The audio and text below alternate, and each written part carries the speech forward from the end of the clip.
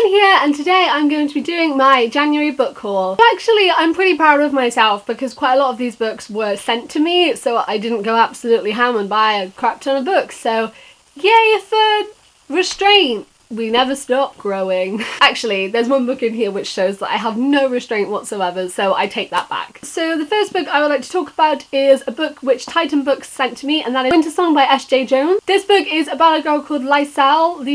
Sorry if I'm pronouncing that wrong, that's how I read it in my head. Her whole life she has been told about the stories of the Goblin King and these fantasy stories and what he does. But even though she just thinks that these things are fantasy and these are just stories, they have still impacted and influenced the things that she does, her inspiration, her music, and the way that she is. However, her sister is then taken by the Goblin King, and so she has to venture underground to find her sister and bring her back, and it is everything that unfolds under there. I have started reading this book. I am about 5 chapters into it, but then I got sent another book which I had to have finished for this video because of the giveaway, so I stopped reading this one, but it is going to be one of the first books that I read in February. I really am enjoying it so far. It's really intriguing and mysterious, and I really love how the music element is thrown into it. I'm really trying to read books with different fantasy characters that are not usually in my comfort zone. Usually I stick with vampires, werewolves, like some wizards and stuff. So last year was the year of exploring fae and how much I really enjoyed those in books, so I'm trying to do that more with more fantasy characters. So this one is a really good way to do that because obviously it is the Goblin King. So I'm looking forward to reading more of it and finishing it, and when I do there will be a review up on my website, which is RENONTHEROAD.com.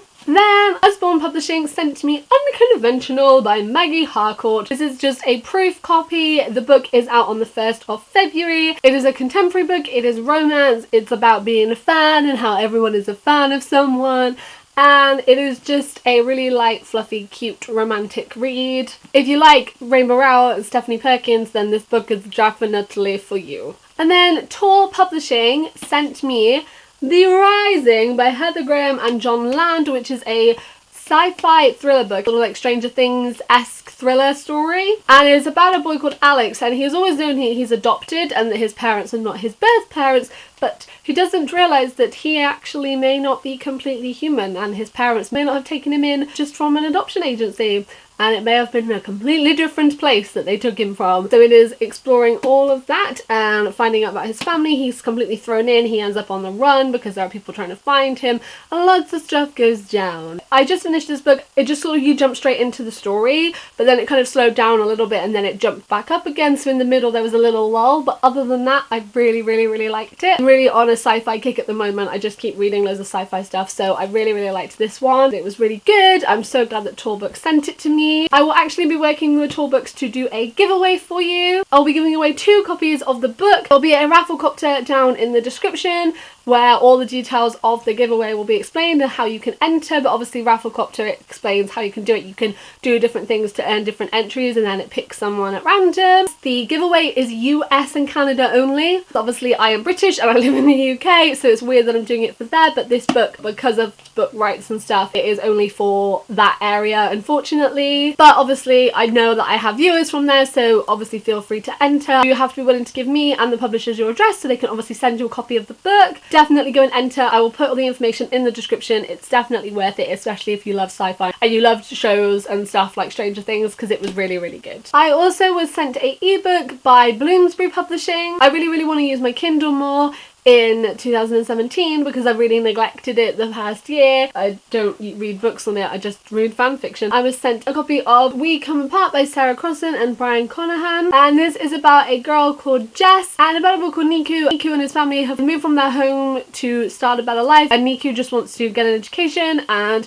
further his studies and get a job, but his dad is talking about moving back home so that he can find a wife for him. Him and Jess meet, and he's not really Jess's type, but he really likes Jess, and it's everything that unfolds from that. They have to confront lots of things, and it's about family and friendships and relationships and lots of different stuff. So when I heard the plot of it and I was offered a copy, to be sent a copy for review, which I will be doing a review over on my website when I finish the book, I was like, yes please, I really want to read this. Now, books I bought, yay! I got some Waterstones vouchers and I've been saving them, but then I decided that actually there are a couple of books that I wanted, so I decided to go and pick them up. So the first 2 books were Fairest and Stars Above, both by Marissa Meyer. This book is technically the 4th book in the Lunar Chronicles series, but I didn't realise that, and I read Cinder, Scarlet, Cress and Winter before even purchasing this book, so I still need to read this one to figure out Levana's story. This book is essentially the story of the Queen Levana, who is the queen of the moon, the Lunar Queen in the Lunar Chronicles, and everything that happened to her in her life pre the Lunar Chronicles and what's going on.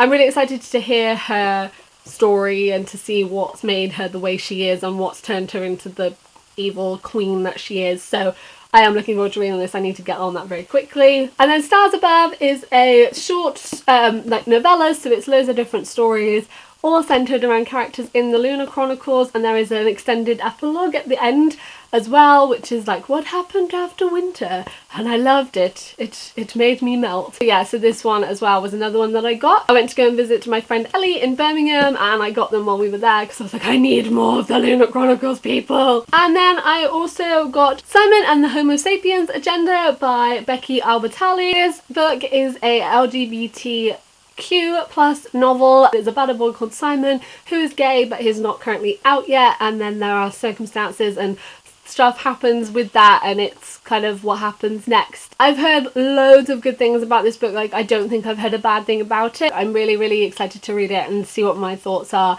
and see if it lives up to what everyone has been telling me. Everyone's been telling me it's really good and that I'm really gonna like it, so I'm really looking forward to reading it. Another one that everyone's been telling me to get, as soon as I mentioned I love sci-fi, everyone was like, buy this book, and that is The Long Way to a Small Angry Planet by Becky Chambers. And this is a sci-fi novel about a girl called Rosemary, and she joins a spaceship called the Wayfarer. It isn't exactly in the best condition. It's all about meeting the crew and being on the ship and everything that happens from that. They get offered a job to build this hyperspace tunnel to this really distant planet, and if they do, they'll get loads of money and they'll be able to live absolutely fine with no worries. So it's all about that and what happens on that. I'm so excited to read it. I didn't actually know about this book until everyone was shouting at me to read it, so I was like, okay, I need to get on this. So I bought it with one of my vouchers. I'm so excited to start it. It will definitely be a book I read in February. I think I'm still really on my sci-fi kick, so I can't wait. So also in January, I got The Tales of Beedle the Bard and Quidditch Through the Ages in these swanky new editions. These are beautiful. They are amazing. All the money for these books goes to charity. This one is going to Lumos, and this one is going to Comic Relief, which I really like. This is the Quidditch Through the Ages textbook by Kennel Worthy Wisp, which is a textbook that Harry would have in school to learn all about Quidditch. And then this is the Tales from Beedle the Bard, which is the wizarding version of fairy tales and children's fairy tales book in the Wizarding World and obviously in the Harry Potter series. These have come out to go along with the new edition of Fantastic Beasts and Where to Find Them, but that one does not come out until March. I'm really excited because Eddie Redmayne is going to be reading the audiobook of that, so that's going to be amazing. So I'm really excited to get that one as well and to have this new collection. There's like really cool pictures and stuff in here, and I reread them because I haven't read them since I got the original copies in like 2002 or something ridiculous. So it was really cool to refresh my Quidditch knowledge. Also this month I got the audiobook for The Brief Wondrous Life of Oscar Wilde by Junot Diaz. I wanted to read the book for a long time, but I just hadn't got around to buying it, and then I was gonna buy it, and then I heard the audiobook was read by Lin-Manuel Miranda and Karen Olivo, so I was like, I need to get the audiobook. I can't buy the actual book. I need to listen to this. This book was kind of weird because I don't know if it was because I was listening to the audiobook of it, but it is about a boy called Oscar, but it isn't told from his point of view. It's narrated by someone that we don't know who until the very end, but it cuts from Oscar's life, and Oscar is a overweight Dominican boy living in America, and he is really nerdy, and the book is constantly filled with nerdy references like Star Wars and Dungeons and Dragons and all that kind of thing. He's not very good with the ladies. He feels really bad about that, and then all of his friends get into relationships and he feels really bad about that. But then it also cuts from his mum and his mum's experiences and his mum's life and what happened before she had them. We see snippets of his sister's life, which is actually narrated in first person, and that is what is read by Karen. And then we also get some history and Dominican history and loads of different things put into it. The book was not what I expected at all. Don't know why it wasn't what I was expecting, but it just wasn't it. But I still really enjoyed it. It was written by a Dominican American, and it was also narrated by people who were also of Dominican and Puerto Rico descent, so it was really good to have the people that understand the community and the way that people treat the community, and I just think that that gave so much more to it. It wouldn't have had the same effect, I don't think, if you just given a white actor this story, because they're not going to have the same experiences. And I think they even mentioned Washington Heights at one point, which is obviously where Lynn grew up. It was really nice to have been written by and to have been narrated by people that really have a like understanding of everything. So I think that was really, really good. It was not for younger readers, I would say. It is an adult fiction book, and it definitely shows when I was reading it.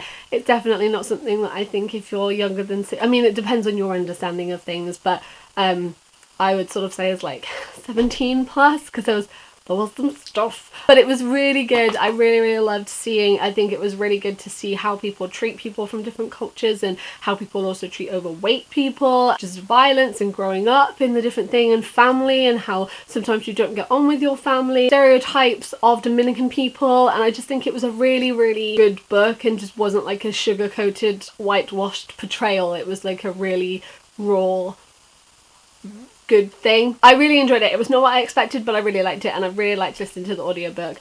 I want Lynn to narrate every audiobook I ever listen to. Just quit your day job and just narrate audiobooks, please. Finally, this is the book which I have no restraint from. Like, I have no restraint over, and I don't really know why I bought this. I sent my friend a message saying, shall I get to it? Shall I do it? Shall I do it? She was like, just do it. This! Basically, because I'm a loser, I didn't know about this book, and then I realised about this book, and then I was like, I want this book, and then I was trying to find it everywhere and trying to figure out what was happening and what was going on. I got it. All the photographs are by Tin Hayland, and it is A Day in the Life of Daniel Radcliffe on January 13th 2009 in New York City, and it is there are footnotes by Daniel Radcliffe and like pictures just of his day. Don't know why. I sort of felt like I needed it, because I really like Daniel Radcliffe. There you go. No restraint. So yeah, so those are all of the books that I got in January. I'd love to know which books you got in January. Any of them the same as mine? Have you read any of the ones that I got in January? What would you recommend that I read first? If you're new here, I make bookish videos a couple of times a week, so if you would like to stick around and join us, then you can do that. And as usual, all of my links will be in the description below if you would like to get in contact with me on the social media. Thank you guys for watching. I hope you're doing really, really, really well, and I will see you next time. Goodbye!